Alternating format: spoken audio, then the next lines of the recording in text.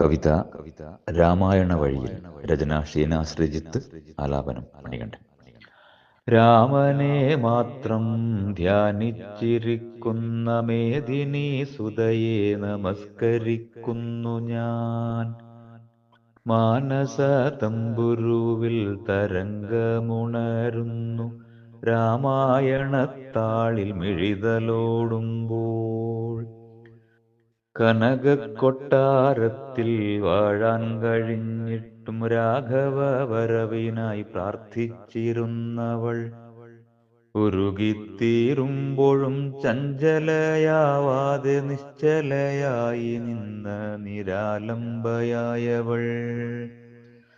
രാമായണ വഴിയിൽ കിനാപ്പച്ച തേടി ഞാൻ ആദരവോടെഴുതുന്നു മിഥിലാപുത്രിയെ.